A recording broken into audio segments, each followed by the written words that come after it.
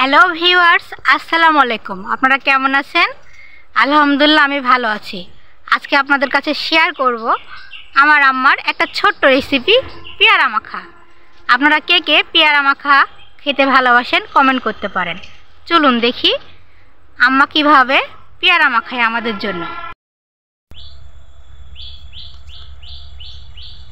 আম্মা পেয়ারা মাখার জন্য পেয়ারাগুলো কেটে নিচ্ছে। পেয়ারা মাখা করার জন্য উপকরণগুলো আপনাদেরকে দেখাই।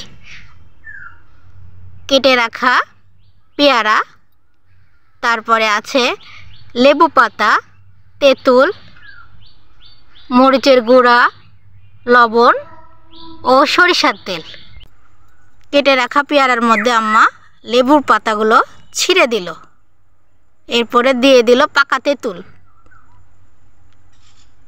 মরিচের গুঁড়ো, লবণ ও সব শেষে দিয়ে দিল সরিষার তেল।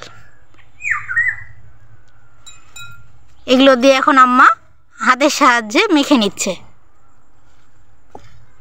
আমাদের পরিবারের সবাই পেয়ারা মাখা খেতে অনেক পছন্দ করে।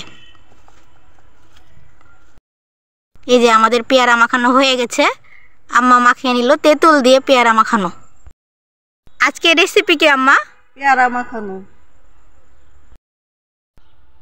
এই ছিল আমাদের আজকের রেসিপি, পেয়ারা মাখা।